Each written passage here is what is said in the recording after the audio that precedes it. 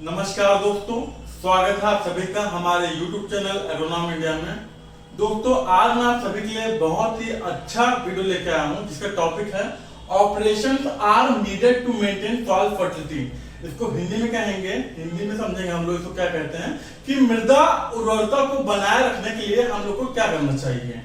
प्राय यह देखा गया है कि किसान भाई कड़ी मेहनत करते हैं अपने खेत में और उनको उस हिसाब से उत्पादन नहीं प्राप्त होता, जितना वो चाहते हैं उस हिसाब से उनको उत्पादन नहीं मिल पाता।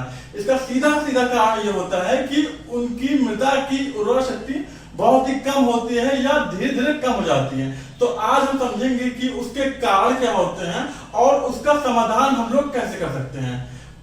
मृदा उर्वरता मृदा की वह क्षमता होती है जो पौधों को उनकी आवश्यकता के अनुसार सारे पोषक तत्व प्रदान करती है। मतलब कि अगर हमारी भूमि की शक्ति अच्छी है, मतलब उसमें न्यूट्रिएंट की मात्रा अच्छी है, तो उस मृदा की उर्वरा शक्ति बहुत ही अच्छी होगी और फसल के उत्पादन के लिए मृदा की उर्वरता का अच्छा होना बहुत ही महत्वपूर्ण है। अब हम लोग समझेंगे कि मृदा उर्वरता शक्ति को हम लोग कैसे बढ़ा सकते हैं। जिसे लिखा गया हुआ है, maintenance of soil fertility is a great problem in crop production. मतलब कि फसल उत्पादन में मृदा उर्वरता को बनाए रखना एक बहुत ही बड़ी समस्या है। Cultivation of particular crop year after year in the same field decreases the soil fertility. प्राय किसान भाई एक ही फसल को बार बार लगाते रहते हैं। जैसे यह देखा गया है कि किसान भाई प्राय धान गेहूं पूरे साल या धान गेहूं ही एक फसल लगाते रहते हैं। वे लेग्यूम क्रॉप या दाल वाली फसलों का चुनाव नहीं करते हैं, जिससे मृदा की उर्वरा शक्ति कम हो जाती है। तो उन लोग को या किसान भाइयों को एक ही फसल बार बार नहीं लेनी चाहिए। To increase the soil fertility, it is important to check the loss of nutrient and अगर हम लोग को मृदा उर्वरता शक्ति को बढ़ाना है या मृदा की उर्वरता को बढ़ाना है तो हम लोग को पहले यह पता करना होगा कि मृदा की उर्वरा शक्ति कम क्यों हो रही है। अगर हम लोग यह नहीं जानेंगे कि मृदा उर्वरता कम कैसे हो रही है तो हम लोग उसका उत्पादन नहीं बढ़ा सकते, उसको अच्छा नहीं कर सकते हम लोग। The following operations must be followed for maintaining the fertility of soil। और अगर हम लोग को मृदा की उर्वरता शक्ति को बढ़ाना है तो हम लोग को ये जो पॉइंट दिए गए हैं इसको हम लोग को ध्यान देना चाहिए। ये कार्य अगर हम लोग करेंगे तो हम लोग की मृदा उर्वरा शक्ति को बहुत अच्छा इंक्रीज कर सकते हैं, बढ़ा सकते हैं और हम लोग को अच्छा उत्पादन प्राप्त हो सकता है। अब मैं बारी बारी से आप लोग को बताऊंगा कि हम लोग को क्या करना चाहिए जिससे मृदा की उर्वरता बढ़ जाए और हम लोग को अच्छा उत्पादन प्राप्त हो। जो हमारा पहला पॉइंट है उसमें लिखा हुआ है proper use of land and good tillage. इसका मतलब यह है कि अगर किसान के पास छोटी सी जमीन है, छोटा खेत है, तो उसको खाली नहीं छोड़ना है। मतलब कि अपर्ती जिसको हिंदी में बोलते हैं, मतलब कि खाली नहीं छोड़ना। अगर किसान अपने खेत को खाली छोड़ते हैं तो उसकी उर्वरा शक्ति कम हो जाती है और उसको अच्छा उत्पादन नहीं मिलेगा। तो अगर किसान भाइयों को अच्छा उत्पादन चाहिए तो अपने खेत को खाली नहीं छोड़ना है, यह पहला पॉइंट होगा। उसके साथ लिखा हुआ है गुड टिलेज। इसका मतलब कि अगर किसान भाई उर्वरक शक्ति को बढ़ाना चाहते हैं तो उनको टिलेज प्रैक्टिस अच्छी करनी चाहिए। मतलब निराई गुड़ाई हो गया, खेत की अच्छे से जुताई हो गया, तो ये सब कार्य किसान भाई को करना चाहिए। तो वो अपनी मृदा की उर्वरता को बना के रख सकते हैं, उसको बचा रख सकते हैं। तो पहला पॉइंट होगा proper use of land and good tillage. इसका मतलब जो उनके पास लैंड है उसका अच्छे से इस्तेमाल करना है एंड गुड टिलेज प्रैक्टिस करनी है। मतलब अच्छा सीबेड बनाना है, जुताई अच्छे से करनी है और जो भी एग्रीकल्चर प्रैक्टिस चाहिए होती है उसको करना होगा। तो यह पहला पॉइंट होगा। दूसरा पॉइंट है crop rotation and control of weeds. प्राय यह देखा गया है कि किसान भाई क्रॉप को रोटेट नहीं करते हैं, मतलब कि वो एक ही फसल को बार बार लगाते हैं। मैं आपको बताना चाहूंगा, जैसे समझ लीजिए ये किसान भाई का खेत है, किसान का खेत है ये। वो इसमें एक साल में या तो राइस लगा रहा है या तो बीट लगा रहा है।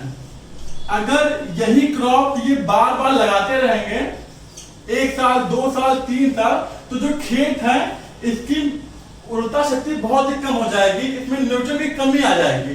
तो वैज्ञानिकों ने ये रिकमेंड किया है कि अगर आप 2 सीरियल क्रॉप के बीच में या 2 खाद्यान्न फसलों के बीच में एक दाल वाली फसल आप लेंगे, जैसे इसके बीच में हम लोग मूंग ले सकते हैं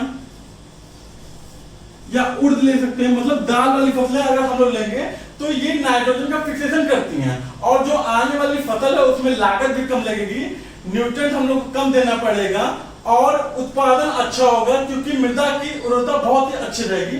तो मेरी ये रिकमेंडेशन है कि किसान भाइयों को 2 खाद्यान्न फसलों के बीच में एक दाल वाली फसलें लेनी चाहिए। एंड कंट्रोल ऑफ वीड्स, जैसा कि हम लोग जानते हैं कि जो खरपतवार होते हैं वो मुख्य फसल से कंपटीशन करते हैं, स्पेस के लिए कंपटीशन करते हैं, सनलाइट के लिए कंपटीशन करते हैं, न्यूट्रिएंट के लिए कंपटीशन करते हैं। तो इस कंपटीशन को कम करने के लिए हम लोग को प्रॉपर वीड का मैनेजमेंट करना चाहिए। हम लोग को पहले तो ऑर्गेनिक मेथड से यूज करना चाहिए, हम लोग को अच्छे से वीड मैनेजमेंट करना चाहिए। अगर हम लोग अच्छे से वीड का मैनेजमेंट करते हैं तो हम लोग की ईल्ड ज्यादा होगी। और यह वैज्ञानिकों ने बताया है कि वीड जो होते हैं वो मुख्य फसल को डायरेक्टली अफेक्ट करते हैं एंड ईल्ड को 30 to 33%। मतलब अगर हम लोग वीड का मैनेजमेंट नहीं करते हैं तो जो हमारी ईल्ड है वो 30%,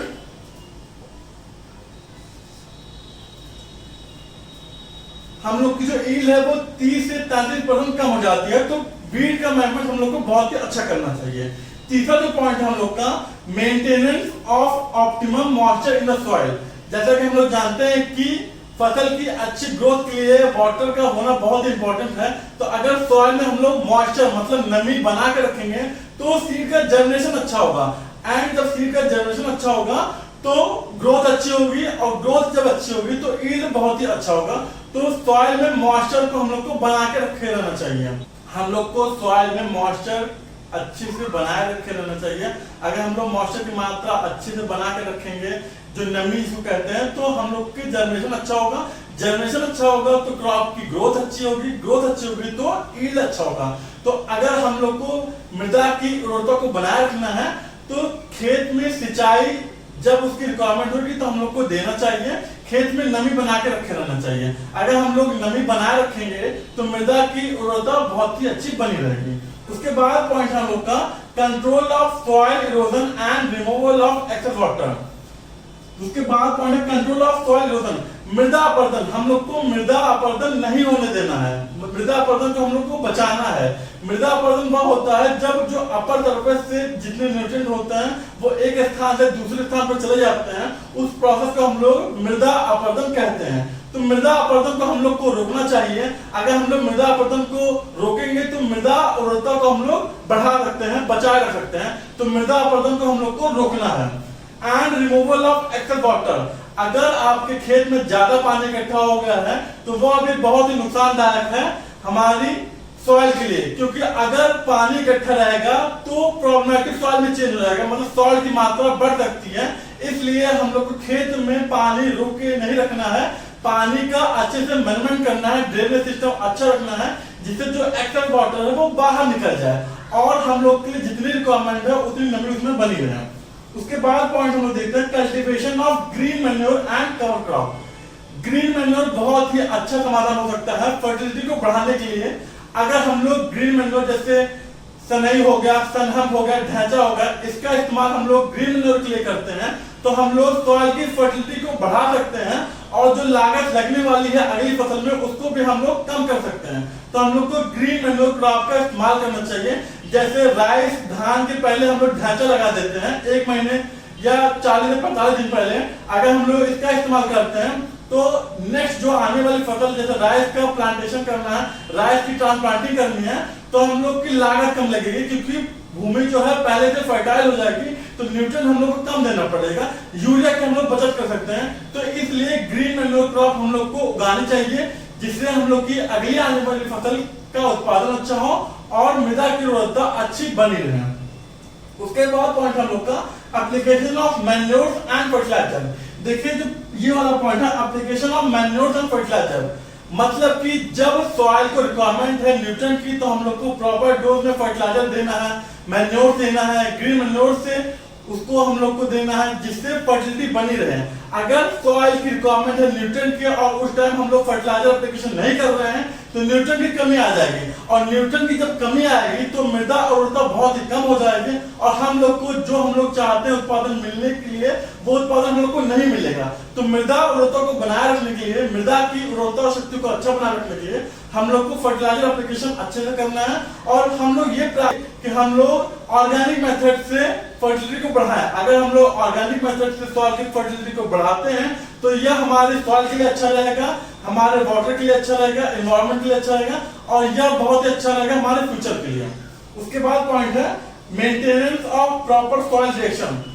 maintenance of proper soil reaction, इसका मतलब यह है कि जितनी डोज में रिक्वायरमेंट है खाद की हम लोग को उतना ही देना है, ना उससे कम देंगे ना हम लोग उससे ज्यादा देंगे।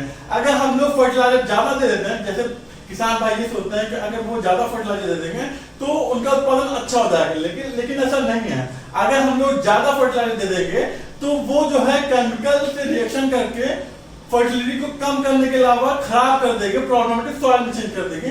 तो हम लोग को maintenance of proper soil reaction, soil का अच्छे से ध्यान देना चाहिए कि हम लोग को प्रॉपर सॉइल रिएक्शन पे ध्यान देना चाहिए। तो आशा करता हूँ आप लोग को यह वीडियो पसंद आया होगा।